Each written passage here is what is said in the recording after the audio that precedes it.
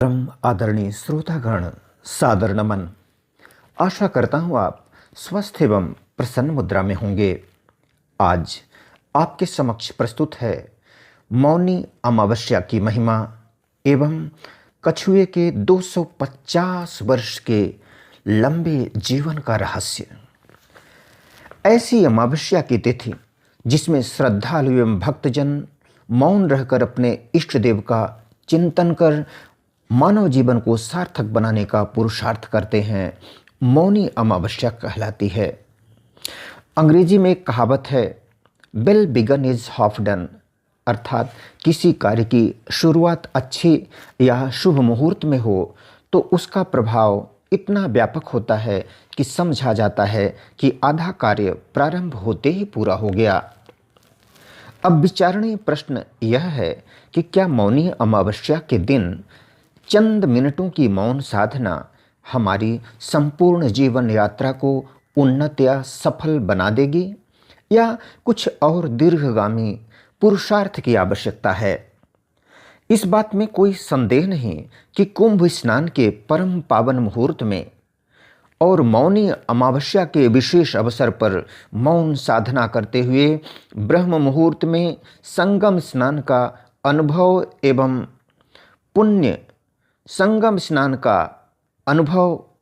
एवं पुण्य अद्भुत अविस्मरणीय संगम स्नान का यह अनुभव अद्भुत अविस्मरणीय एवं अतुलनीय है। लेकिन सोचने की बात यह है कि क्या यही एकमात्र और अंतिम पुरुषार्थ है? अगणित महापुरुषों, संतों और साधकों की तपस्थली तीर्थराज प्रयाग में पुण्य की लूट में बढ़ चढ़कर सहभागिता या होड़ स्वाभाविक है। श्रद्धा, विश्वास एवं आस्था की त्रिवेणी में डुबकी लगाते हुए गंगा, यमुना एवं सरस्वती के संगम पर, वह भी महाकुंभ के अवसर पर, मौनी अमावस्या की विशेष तिथि पर स्नान से मानव जीवन धन्यता को प्राप्त न करे प्रायः असंभव है। महाकुंभ 29 जनवरी 2025 में हुई भगदड़ के शिकार दिवंगत श्रद्धालुओं के प्रति श्रद्धा सुमन अर्पित करते हुए आज मैं आपके समक्ष अपने विचार प्रस्तुत कर रहा हूँ। मौनी अमावस्या का मौन एक दिव्य कर्म का बीजारोपण मात्र है। इस दिव्यता को पराकाष्ठा तक ले जाने के लिए महर्षि पतंजल ने इस प्रकार निर्देशित किया है, सतु दीर्घकाल नैरंतर्य सत्कारा सेवितो दृढ़ भूमि। उक्त निर्देश के आलोक में मौन साधना की चरम परिणति के लिए हमें दीर्घकाल तक निरंतरता पूर्वक एवं सत्कार अर्थात श्रद्धा पूर्वक अभ्यास करने की आवश्यकता होती है। इसी से दृढ़ भूमि का निर्माण होता है, अर्थात ऐसे ही मौन साधना जीवन में चमत्कारी साबित होती है। आइए ऐसी ही मौन साधना की महिमा या महत्व पर प्रकाश डालते हैं। मौन साधना विद्यार्थी जीवन की शान है। यदि एक विद्यार्थी मौन साधक है तो उसे अध्ययन की प्रक्रिया में सुनी हुई या पढ़ी हुई बातों या विषयों का चिंतन मनन एवं निदिध्यासन करने का अधिकाधिक अवसर मिलता है। श्रवण, मनन और निदिध्यासन 3 शब्द होते हैं। श्रवण के लिए यदि 10 गुना एकाग्रता की आवश्यकता है तो मनन के लिए 100 गुना और वहीं निदिध्यासन के लिए 1000 गुना। ऐसी बात श्रुतियों ने कही है। यदि विद्यार्थी ने मौन को साधा है, उसके परिणाम स्वरूप उसकी अध्ययन सामग्री अधिकाधिक ग्राह्य हो जाती है और स्मरण शक्ति की तीव्रता के कारण दीर्घकाल तक याद रहती है। मौन साधना पारिवारिक एवं सामाजिक शांति में साधक है। मौन साधना का अभ्यास हो जाने पर अपने पारिवारिक एवं सामाजिक जीवन में हम किसी व्यक्ति या वस्तु पर अपनी प्रतिक्रिया देते समय नपीतुली, संतुलित एवं सारगर्भित भाषा का प्रयोग करने के अभ्यासी हो जाते हैं। इस प्रकार से हम न तो किसी से उद्वेग को प्राप्त होते हैं, विचलित होते हैं और न ही कोई अन्य व्यक्ति हमारे कार्य व्यवहार से उद्योग को प्राप्त कर अशांत होता है। जहाँ 2 शब्दों से काम चल जाना है, वहाँ पर 10 शब्दों का प्रयोग न करने के हम अभ्यासी हो जाते हैं। इस प्रकार से मौन साधना पारिवारिक एवं सामाजिक शांति स्थापना में अपनी अहम भूमिका निभाती है। मौन साधना ध्यान साधना का आधार भी है।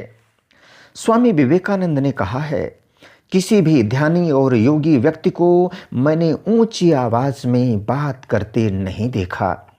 स्वामी जी की इस अनुभव सिद्ध बात से यह सिद्ध होता है कि मौन का अभ्यास किए बिना ध्यान और योग के धरातल पर नहीं उतरा जा सकता। यदि हम अपनी दिनचर्या में सत्संग के साथ मौन का यथोचित अभ्यास नहीं करते तो ध्यान और योग को साधना अत्यंत दुष्कर है, क्योंकि दिन भर मन जिन कलापों में बातों के दौरान उलझा था, वह जब आप ध्यान करने बैठते हैं तो ऐसा मन आपका साथ नहीं देता है। ध्यान योग में इस तरह का मन सहायक नहीं होता है। इसीलिए ध्यान के लिए मौन का अभ्यास अत्यंत आवश्यक है। मौन साधना दीर्घायु होने की कुंजी भी है। कहा जाता है कि जन्म के समय ही मनुष्य के श्वासों की संख्या निर्धारित हो जाती है। इसीलिए तो मृत्यु के समय कहा जाता है, किसी ने अंतिम श्वास ली। यदि इन श्वास रूपी खजानों का अपव्यय रोक लिया जाए तो मनुष्य दीर्घायु हो सकता है। जीव वैज्ञानिकों के अनुसार कुछ कछुओं का जीवन काल 250 वर्षों से भी ज़्यादा होता है। यह संभव हो पाता है उस कछुए की मौन साधना के कारण ही। हम सब इस तथ्य से परिचित हैं कि कछुआ जरूरत पड़ने पर ही अपने सिर को कवच से बाहर निकालता है, अन्यथा वह कवच के अंदर शांत प्रशांत और मौन मुद्रा में बना रहता है। हम जब क्रोधावेश में होते हैं या ईर्ष्या के भाव से भरे बेचैन होते हैं तो उस अवधि में हमारे श्वास रूपी खजाने का घोर अपव्यय होता है। इसीलिए भगवान श्री कृष्ण ने एक ध्यानी और योगी की तुलना कछुए अथवा कूर्म से करते हुए कहा है, कूर्मो अंगान एव, अर्थात कछुए के अंगों के समान ही ध्यानी योगी और भगवान का भक्त सिर्फ आवश्यक प्रयोजन हेतु ही देहेंद्रिय का प्रयोग करता है, अन्यथा धीर वीर एवं गंभीर बना रहता है। कहा जाता है, अंतर्मुखी सदा सुखी, बहिर्मुखी सदा दुखी। कई बार हम वह भी बोल जाते हैं जो नहीं चाहते और बाद में प्रायश्चित करते हैं। मौन साधना इस कमी की पूर्ति में वरदान साबित होती है। अंतर्मुखता को धारण करना है, बहिर्मुखता से बचना है, तो मौन साधना जैसा दूसरा अन्य उपाय नहीं है। धैर्य के साथ शौर्य में मौन साधना सहायक है। कहा जाता है, आतुरता में होत है चातुरता की हानि। गोस्वामी तुलसीदास जी ने कहा है, जोग जुगुति अरु मंत्र प्रभाव, फुरहि तबहि जब करिय दुराऊ। अर्थात योग, युक्ति और मंत्र तभी फलदायी होते हैं जब साधना काल या योजना काल में उनका दुराव किया जाता है। यह दुराव या छिपाव वही व्यक्ति कर सकता है जिसमें धैर्य, संयम और मौन रूपी तप की साधना का समावेश हो।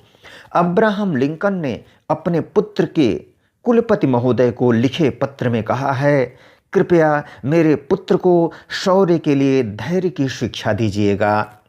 यह धैर्य तभी सधता है जब मौन रहने का समुचित अभ्यास हुआ हो। इसीलिए किसी बुद्धिजीवी ने कहा है, पुरुषार्थ इतनी खामोशी से किया जाए कि सफलता स्वयं शोर मचा दे। रहीमदास जी ने भी मौन की महिमा का बखान निम्न शब्दों में किया है, रहीमन चुप हो बैठिए देख दिनन की फेर, कब हूँ वो दिन आई हैं बनत न लगी हैं देर। अर्थात बुरे दिन आने पर इंसान को बहुत विचलित और बेचैन नहीं होना चाहिए, चुप हो करके बैठना चाहिए।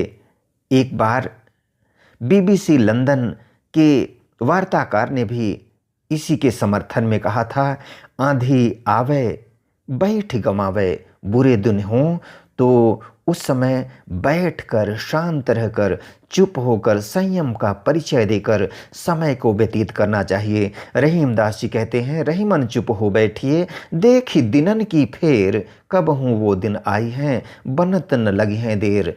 यदि हम धैर्यपूर्वक संयम पूर्वक मौन रहकर बुरे दिन को सहन कर जाते हैं तो एक दिन भी अच्छे अवसर, अच्छी घड़ी भी हमारी समक्ष आती है। जैसे रात हमेशा रात नहीं रहती, दिन को आना ही पड़ता है, यह प्रकृति का नियम है।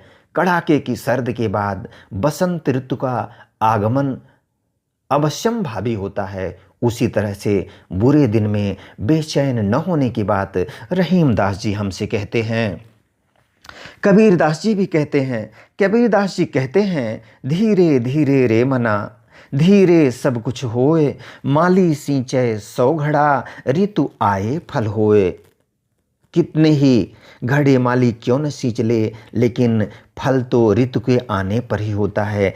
इसीलिए धैर्य, संयम और मौन की साधना बड़ी श्रेयस्कर होती है।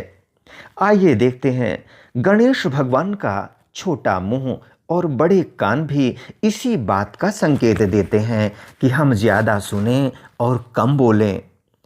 कम खाना और गम खाना कभी नुकसान नहीं करते। यदि हम कभी गम महसूस करते हैं, दुख महसूस करते हैं, तो हर बार बेचैन होने से ऊर्जा का सिर्फ ह्रास होता है, श्वासों का खजाना लूट जाता है। इसलिए कहा जाता है, little eating and little speaking never do wrong. कम बोलना और कम खाना कभी नुकसान नहीं करते। श्रीमद् भगवद गीता के 12 अध्याय में कहा गया है, तुल्य निंदास्तुतिर्मौनी संतुष्टो येन केनचित अनिकेतः स्थिरमतिः भक्तिमान में प्रियो नरः। प्रभु श्री कृष्ण कहते हैं कि जो मेरा भक्त निंदा और स्तुति को समान समझकर मौन बना रहता है, येन केनचित, चाहे जिस भी हालात में होता है, संतुष्ट रहता है, स्थिर मति वाला होता है, ऐसा भक्त मुझे प्राणों से भी प्रिय होता है। इस तरह से मौन की महिमा पर प्रकाश डालने के बाद आइए देखते हैं श्रीमद् भगवत गीता के ही दूसरे अध्याय, जो कि श्रीमद् भगवत गीता की आत्मा कहा जाता है, में स्थित प्रज्ञ अवस्था का वर्णन करते हुए गीताकार ने कहा है, दुखेषु अनुद्विग्न मनः, सुखेषु विगत स्पृहः, बीत राग भय क्रोधः, स्थित धीः मुनिरुच्यते। अर्थात स्थित प्रज्ञ व्यक्ति कौन होता है? जो दुख में अनुद्विग्न होता है, अनुद्विग्न रहता है, यानी उद्विग्न आवेग आवेश को प्राप्त नहीं होता, मौन बनाकर रखता है, शांत रहता है। दुखेषु अनुद्विग्न मनः, सुखेषु विगत स्पृहः, और सुख के दिनों में भी बहुत भूचाल नहीं करता, अपने सुख का ढिढोरा नहीं पीटता है, शांत और संयमित बना रहता है, सुख और दुख दोनों को समान समझता है। बीत राग, जीवन के अच्छे दिन, वर्तमान के अच्छे दिनों के प्रति उसका राग नहीं होता है, अटैचमेंट नहीं होता, बहुत लगाव नहीं होता है। भविष्य का कोई भय नहीं होता, जिसके अंदर भूत के प्रति कोई क्रोध नहीं होता। बीत राग भय क्रोध है, भविष्य का भय नहीं, भूत का कोई क्रोध नहीं। ऐसी स्थिर बुद्धि वाला व्यक्ति मुनि कहा जाता है, और ऐसा ही व्यक्ति स्थित प्रज्ञ अवस्था को प्राप्त व्यक्ति कहा जाता है। क्रोधावेश रूपी अग्नि को मौन रूपी जल से बुझाया जा सकता है, अर्थात मौन एक अचूक औषधि भी है। उपर्युक्त तथ्यों के आलोक में हम कह सकते हैं कि धर्म, अर्थ, काम और मोक्ष चारों पुरुषार्थों को सफलतापूर्वक संपन्न करते हुए मानव जीवन को धन्य कर देने तथा सुख, शांति और स्वास्थ्य का सेवन करने के लिए हम सबको प्रयत्नपूर्वक धीरे धीरे मौन रहने के अभ्यास को बढ़ाना चाहिए। तभी मौनी अमावस्या के मौन स्नान की सार्थकता